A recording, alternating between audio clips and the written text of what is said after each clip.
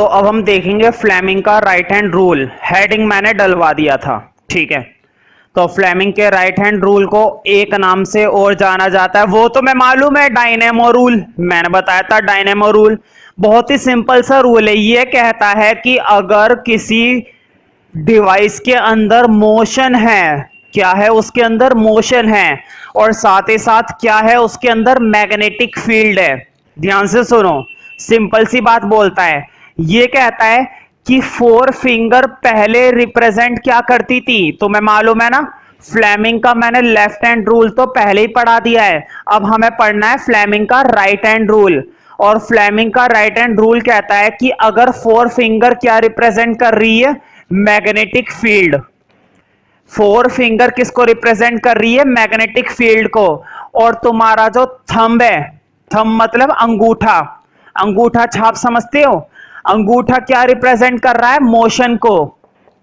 ये बोलता है दो बातें, एक तो फोर फिंगर क्या रिप्रेजेंट करेगी, मैग्नेटिक फील्ड, और तुम्हारा जो थंब है वो क्या रिप्रेजेंट करेगा, मोशन। तो गारंटी है, गारंटी है कि जो हमारी मिडल फिंगर बची, हमारी जो मिडल फिंगर बची जिसको हम क्या बोलते हैं, सेंट्रल फिंगर, क्या बोलते हैं, सेंट्रल फिंगर या फिर मिडल फिंगर, गारंटी है वो चीज क्या रिप्रेजेंट करेगी, वो रिप्रेजेंट करेगी करंट। लेकिन यहां पर करंट को करंट नहीं बोलते हैं, ये मैंने बताई थी बात। यहां पर करंट की जगह हम वर्ड लगाते हैं इंड्यूस्ड करंट, क्योंकि ये वो करंट है जिसको हमने मैग्नेटिक फील्ड और मोशन की हेल्प से बनाया है, ना कि नॉर्मली बन रहा है ना।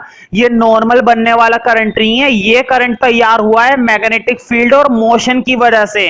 जिसका बेस्ट एग्जांपल क्या है, इलेक्ट्रिक जनरेटर, वो भी आएगा इस हेडिंग के बाद। इलेक्ट्रिक जनरेटर कैसे काम करता है, क्या प्रिंसिपल होता है, और कैसे कंडक्ट होता है, और वो इलेक्ट्रिसिटी कैसे कंडक्ट करता है, ठीक है।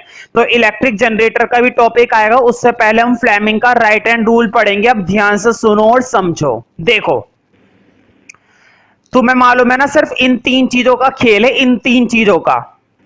पहले मैंने फ्लेमिंग का कौन सा रूल पढ़ाया था, लेफ्ट हैंड, मतलब ये वाला। कौन सी तीन चीजों का खेल था, four finger, middle finger, thumb. अब इनका खेल है, देखो फिर से। फोर फिंगर, जो सबसे पहली फिंगर होती है ना उंगली, तुम्हारे हाथ की जो सबसे पहली उंगली होती है वो होती है फोर फिंगर। ये वाली उंगली होती है जो सबसे बड़ी होती है, ये होती है मिडल फिंगर, जिसको हम सेंट्रल फिंगर भी कहते हैं। कौन सी फिंगर कहते हैं, सेंट्रल फिंगर, ठीक है। और ये तो तुम्हें मालूम है अंगूठा छाप, है ना, अंगूठा छाप मतलब कि ये तुम्हारा थंब। मेरा अंगूठा ये कभी सीधा नहीं होता, हमेशा ऐसे ही रहेगा। देखो सीधा करूंगा, ये देखो ऑटोमेटिक है ना। हर किसी का ऑटोमेटिक नहीं होता, हमारा महंगा वाला अंगूठा है भाई, क्या करें, अमीर लोग हैं। देखो तरीका वही है। मैंने फ्लेमिंग का तुम्हें लेफ्ट हैंड रूल बताया था। मैंने तुमसे कहा था ना कि फोर फिंगर, थंब और सेंट्रल फिंगर, तीनों को कैसे स्ट्रेच करना है कि तीनों एक दूसरे पर क्या बन जाए, परपेंडिकुलर बन जाए। तीनों एक दूसरे पर क्या बन जाए, परपेंडिकुलर। देखो ये रहा ना, देखो अब जरा पहले इस वाली उंगली का मतलब कि मिडल फिंगर का, और इस वाली फोर फिंगर का देखो 90 डिग्री दिख रहा है। देखो ऐसे देखना, मुझे बताओ ये तुम्हें 90 दिख रहा होगा भाई, और क्लियरली आते हैं। देखो ये और ये तुम्हें 90 डिग्री दिख रहा है ना।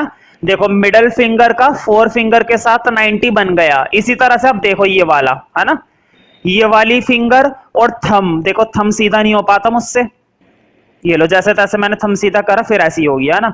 तो देखो एक फोर फिंगर और एक थंब का दिख रहा है, हमें क्या दिख रहा है, 90 डिग्री। तो देखो इसका इसके साथ 90, इसका इसके साथ 90। अब जरा ऐसे देखो, है ना, मिडल फिंगर का थंब के साथ देखो, रफली देखना है, रफली। मैंने पहले बताया था ये वाली फिंगर और थंब के बीच में अच्छा खासा गैप होता है, तो तुम्हें रफली दिखाई देगा। बस कैसा दिखाई देगा, रफली। अगर रफली देखोगे तो समझ में आ जाएगा, ठीक है। और अगर तुम्हें एग्जैक्टली देखना है तो एग्जैक्टली तो भूल जाओ तुम, ठीक है। तो ये तीन चीजों का खेल है। जो बातें मैंने फ्लेमिंग के लेफ्ट हैंड में बोली थी, बिल्कुल वही बात है मैं किस में बोल रहा हूं, फ्लेमिंग के राइट हैंड में बोल रहा हूं, कुछ भी नया नहीं है, ठीक है। तो हेडिंग तुम लोगों ने डाल रखा है फ्लेमिंग का। अब तुम्हें नंबर 1 पॉइंट में लिखनी है इसकी क्या, डेफिनेशन, मेन डेफिनेशन, डेफिनेशन थोड़ी सी बड़ी है लेकिन बहुत ही ज्यादा आसान है, बहुत ज्यादा। लिखो डेफिनेशन, लिखो।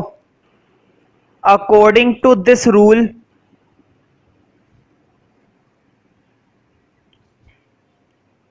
According to this rule, according to this rule, stretch your thumb. Board पे लिखा हुआ है स्ट्रेच। स्ट्रेच का मतलब होता है खींचना। अपने अंगूठे को इस तरह से खींचो।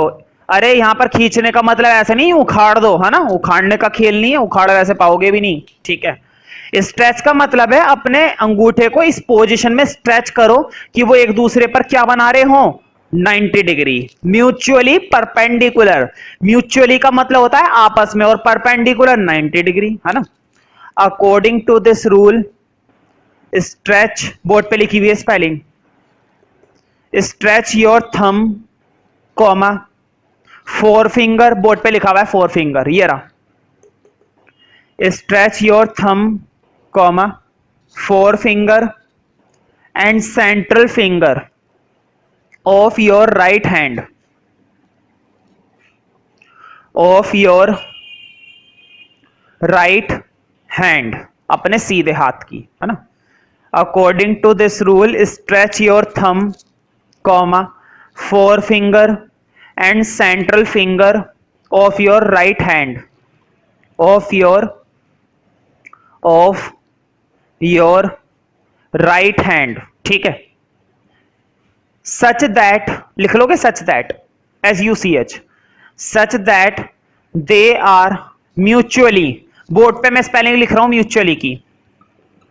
म्यूचुअली का मतलब होता है आपस में, मतलब वो आपस में क्या बनाए, परपेंडिकुलर बनाए। परपेंडिकुलर तो लिख लोगे, such that they are mutually perpendicular, such that they are mutually perpendicular, mutually perpendicular, ठीक है। हाँ, फुल स्टॉप लगा दो।